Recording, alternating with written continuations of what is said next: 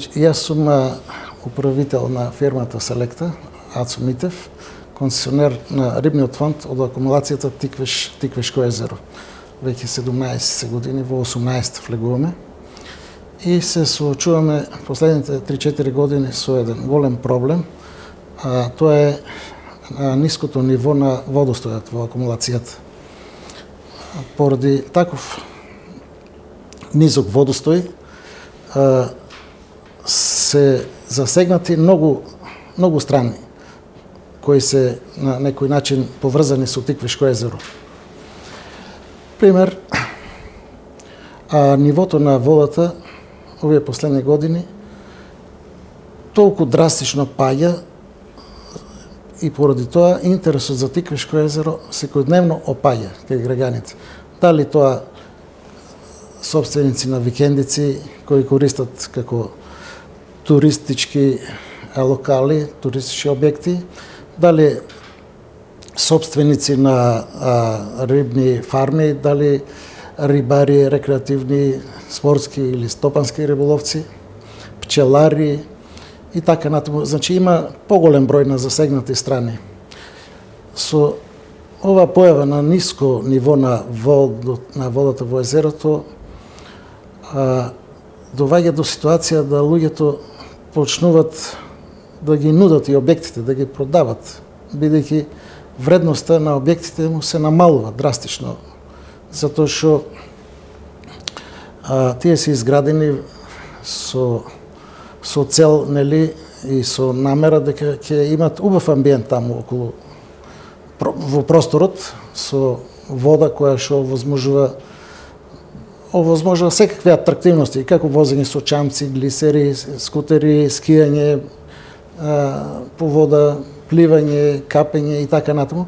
Тоа сега ништо нема, а и плюс имаме сега и загадување. Најновите мерења од Гоцеделчев универзитет од Штип покажаат дека е 4-та категорија загадено езерото, а знаеме дека 5-та категорија веќе не е за никаква употреба.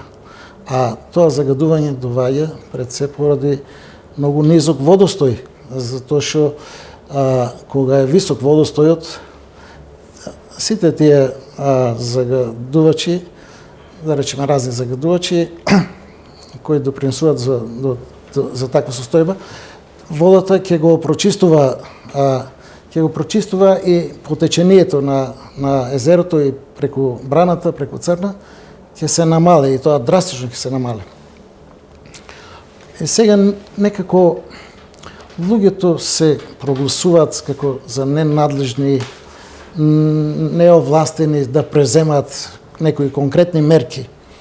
Ние како компанија, а и вака и со други со кои сме во контакт и со физички лица и со правни лица, сите се заинтересирани нешто да се превземе, ама немаме резултат. Во повеќе наврати, неколку години, 3-4 години се обидуваме преку надлежните кои што стопанисуваат со водата од акумулацијата.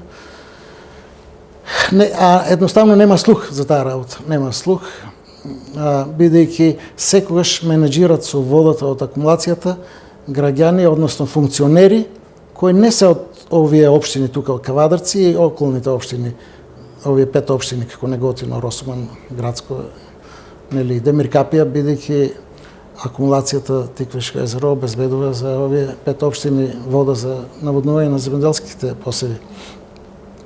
И секогаш се на одговорни функции, дали на СМ, дали Министерство за земјоделие, луѓе од други краеви на државата, да речеме, кои што директно не се засегнати, за разлика ако се некои локални луѓе, да речеме тука, од Кавадарци конкретно, секако дека ќе се боре и ќе настојува кај надлежните за да се изборе за некое право. Значи, Тиквешко езеро, кое е градено 68-69, кога е пуштено во функција, немало засегнати страни. Тогаш биле наводнувањето од Тиквешки регион и вишокот од вода за производство на електрична енергија. Ама од тогаш до сега поминале 52-3 години. За тие 52-3 години се создадени многу повеќе засегнати страни. Тогаш немало 2000 неколку 2000 кусор викенд куќи. Немало ни една колиба. А сега имаме преку 2000 викенд куќи. Тие 2000 викенд куќи во нив е инвестирано, доста е инвестирано и тоа граѓаните со своји средства. Ама ако кажеме дека 2200-300 викендици по просечна цена една викендица да кошта 30.000 евра, тоа се околу 5-6 милиони евра инвестирале граѓаните во објекти, а за тоа платиле такси према државата. Значи ДДВ на секој материјал вграден во објектот, како железо, циментот, цигла или било што, мебел и така натаму. Тоа се средства за буџетот на државата. И не може државата игнорантски така да се однесува кога тие граѓани придонесуваат за во буџетот по разни основи. Така да, пак ќе кажем дека најбитно е локални фактори да се заземат за да се издействува нивото на езерото, да не паѓа испод 160 метри надморска висина, кота 160, како што се нарекува, од максималната 169. Максимална 169, така се рачуна. А сега имаме моментално 233, така некако. Тоа е околу 30 и неколку метри испод нивото. И со тоа се загрозени викендиците, немат водоснабдување за санитарна вода, немат за наводнување на дворче, на парк, на базенти, на тоалети, на така натаму. Значи се ствара и еколошка катастрофа. Потоа има проблем со рибниот фонд. Не може природен мрест да се обави никако, затоа што знаеме дека рибата се мресте, кога е природен мрест, во крајот. И кога ќе ја положи икрата, водата за 24 сата паднала 1 метро или повеќе и икрата останала на суво, на брегот, и таа е уништена. А знаеме дека еден краб во полна зрелост може да изфрле некаде околу 300.000 икри, од кои околу 20% можат само да угинат во нормални услови, а останатите 80% да обстанат. Тоа е големи бројки во риба. Доколку езерото биде така атрактивно со рибен фонд, секој дека ќе има голем број на посетители на Тиквишко езеро и од цела држава, па и од надвор, и од други држави, нели? А вака и тие што сите се откажуваат и продават викендиците, тие што се на горниот дел, каде што почнува уливот, не можат со години да одат, веќе неколку години викендиците му се отсечени, бидејќи езерото од 30 км вкупна должина е сведено на 16 до 17. Значи, околу 13-14 км езерото е намалено, односно го нема воопшто, река е тоа. Од близу 500 милиони кубни метри вода во езерото е спаднато на 170 милиони кубни метри. И таа вода се рачуна како јалова вода. Таа вода за ништо не е. Нити е за рибарење, нити за аквакултура, нити за туризам, нити за скијање, за бродови, за чамци, за глисери, нити па за електрична енергија. Бидејќи колку да не е стручен човек за околу производство на електрична енергија, ќе знае дека од ниско ниво кога паѓа водата на турбините, моќта е многу намалена. Значи треба 10-кратно повеќе вода од вообичаено, од високо ниво кога е за да произведе. Значи се троше многу вода за малку киловати, за разлика од кога е високо нивото. И ние сега сме во фаза да формираме при крај статутот за едно здружение како со цел како спасители за Тиквишко езеро, бидејќи Тиквишко езеро не е за една сезона, тоа е Тиквишко езеро е направено смислено за генерации и генерации, за векови да трае, не за една сезона да се униште. И затоа треба сите да бидеме одговорни. Обично луѓето викат не сум надлежен, не сум одговорен, ама јас ќе кажам дека сите сме надлежни и сите сме одговорни. Значи сите треба да придонесеме за тоа. Затоа што оно се покажа дека стана многу атрактивно за луѓето, бидејќи и низок стандард на граѓаните, не може сите да патуваат во странство на одмор и така натаму. Значи, тука езерото ефтино ќе си поминат со фамилијата, кога се летните распуси, летните одмори, па и зимските. Потоа се покажа како стратегиска добра дестинација во време на сега како што имаме пандемијата со короната. Тамо граѓани кога беше изолација, полициски час, карантин, многу голем број на граѓани тамо си најдоа прибежиште. Значи, од повеќе аспекти Тиквишко езеро е корисно и затоа не треба да се дозволи на ваков начин, бидејќи ние во една прилика, во еден состанок, сме имале повеќе вака иницијативи за нивото да може да се задржи на повисоко ниво, меѓутоа без резултати, али во една прилика, скоро беше пред некои месеци, имавме така со тука градоначалници од овој регион, со пратеници, со директори и министри, се заземавме за една бројка, кота испод која не смеја да се пушта, меѓутоа се почитуваше 2-3 дена само и толку, повеќе не се почитуваше ништо тоа. И јас кога прашав, да речеме, представници на ЕСМ, со колку проценти учествува производството на електрична енергија Тиквишко езеро во вкупното производство од државата, и добив одговор дека некаде до 2%. А и јас искоментирав на тоа дека тие 2% се многу минимални за разлика од штетата што се прави. Подобро тие 2% да се увезат како електрична енергија од увоз, а водата да се чува тие месеци од март до октомври, септември, октомври, а после зимските месеци кога нема потреба од наводнување, нема потреба туристи, рибарење и така натаму, чамци, глисери, скијање, ова, тогаш нека се троши таа вода, али да не паѓа многу ниско. Значи, тие месеци да може да дојде до 150, испод тоа никако не смее да падне, бидејќи пак ќе се соочиме со истите проблеми.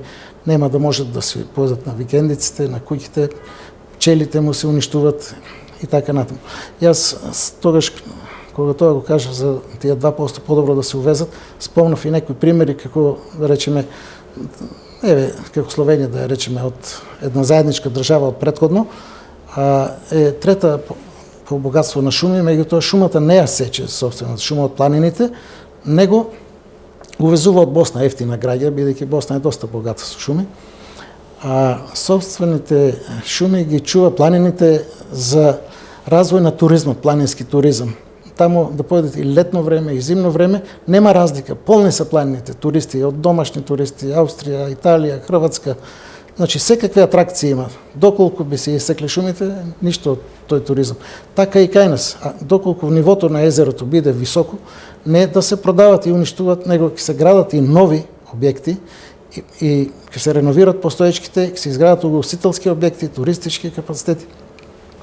И луѓето, што не само домашни тука, од локални, него и од страна, од други градови кои што имаат викендици тука, ќе се зголеме тој број и парите, тие што ќе бидат наменети за 2% струја, ќе бидат извадени, односно државата ќе ги инкасира на индиректен начин, значи преку граѓаните, преку прометот.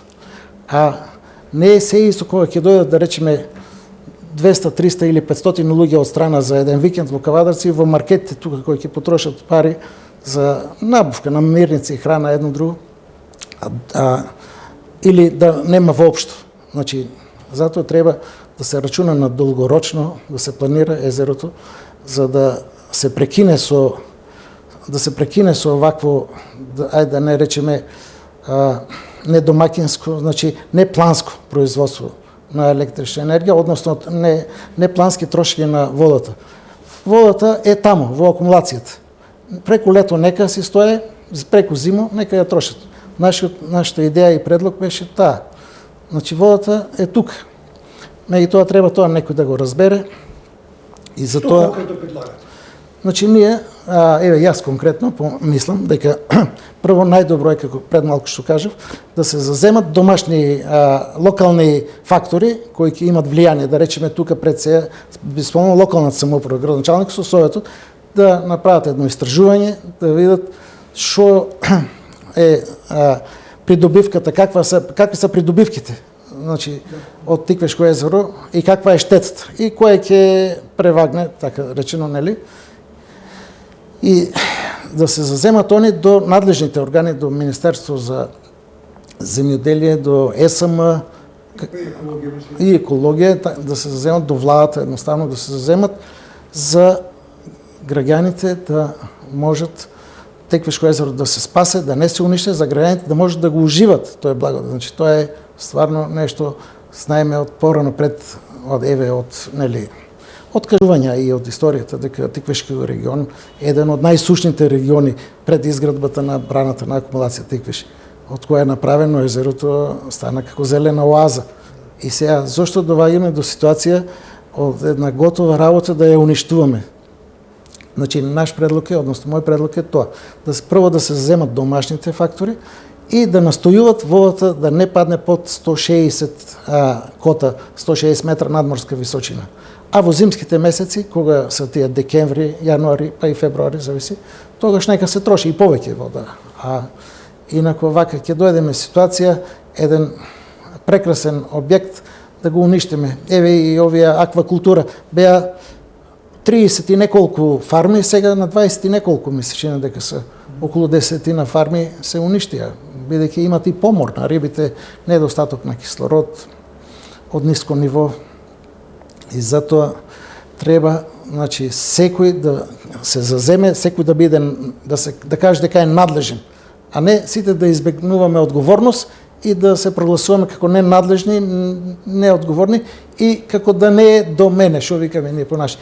Секој треба да се замисли дека е до него. Значи, јас сум за таа работа, вие сте за таа работа, и на таков начин може да се реши. А вака сите избегуваат одговорност и само по себе не се решава тоа. Па не е исто, наречеме, у 500 милиони кубни метри и во 170 милиони кубни метри вода да се истуре еден отпад. Кога ќе биде 500 милиони, тој ќе се разреде за 3 пати, 3:1 сооднос. Значи за 3 пати ќе се намали загаденоста. Тачно за 3 пати.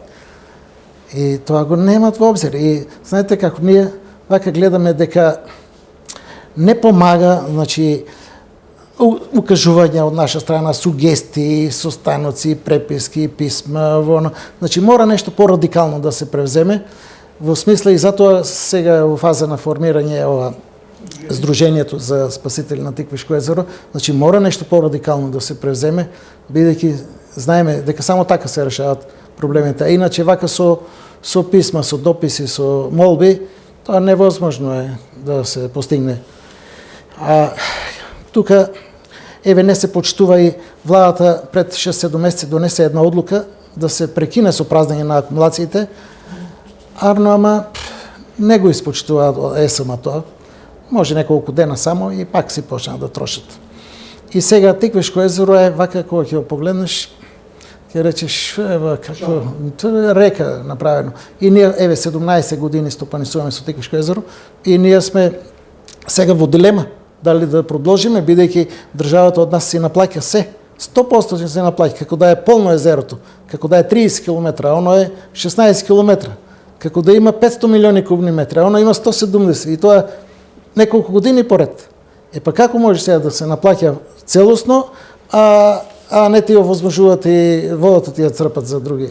И затоа сме во дилема и сега и ние кога оставиме езерото, да речеме, од вие причини, и тоа ќе се уништи целосно. Колку толку ние како концесионери држиме веќе 17 години дисциплина таму од девијантни појави, рибократство, незаконет риболов и така натаму. И сега во оваа ситуација доваѓа и ние да се откажеме затоа што ние само ствараме трошок. Значи само трошиме, ништо друго. Рибарите се намалени драстично. Дозволите, продажба на дозволи е намален драстично. Ловот на риба е намален целосно. Цел ден седе таму, една риба не може да фане. Не е исто да фане 2-3 кила риба и ни една риба. И тоа е пошто рибарите контактират меѓу себе и дека денес ловеле и ќе објават на Facebook, нема, не јаде и готово, нема со денови човек нема на езеро. Што ќе се продаваат неофицијално некои објекти? Се продават објекти, има повеќе објекти што се продават, а и од оправдани причини, оправдано е тоа. Инвестирано е 50, 60, 100.000 евра, 200, имаме викендици, јас што ги знам и над 200-300.000 евра инвестиции. Објекти, прекрасни објекти. Ама што фајда, кога не може да користи, нема вода. Основно, сите ради водата таму инвестирале, граделе. И тие некои што ги имат бродчиња, такви поголеми глисери, полујахти и едно друго, веќе не се во функција, почнаа да ги селат на други места, во Охрид, таму вам. Значи, наместо ние да се зазееме тука како локална самоуправа, како местно население, да си го заштитиме езерото, ние го оставаме на милост и немилост и други да решават кои што не ги боле, така речено народски. Сега како ние да речеме за Дебарско езеро да се тепаме во градите и да се бориме. Значи тие Дебарско езеро треба локалните да си го решават таму. Така и ние. Не може да очекуваме од тие функционери кои што се од другите краишта на државата, немат никаков контакт со нашиот регион тука. И тоа е, значи, сакаме да едноставно да направиме едно здружение кое би помогнало во иницијативата за спас на Тиквишко езеро, а тоа е за доброто на сите граѓани и на генерации што следуваат понатаму. Бидејќи пак ќе кажам, тоа не е за една сезона, тоа треба да се негува и да се чува за да се користи со векови, што се вика. И па што ќе направиме, ќе видиме дали ќе успееме. Важно ќе се обидеме и тоа ќе не биде на нас како ете сме се обиделе повеќе пати и сме преземали и последни по наши последни чекори, нели? Али без помош на локална самоуправа и со одлука на Совет ќе биде малку потешко. Ние ќе се обидеме со тие радикални мерки како да речеме блокада на патот таму кај хидроцентрала Тиквиш на тие законски дозволени средства ќе ги употребиме. И се надеваме дека нешто ќе сториме, па здраве ќе видиме како ќе биде.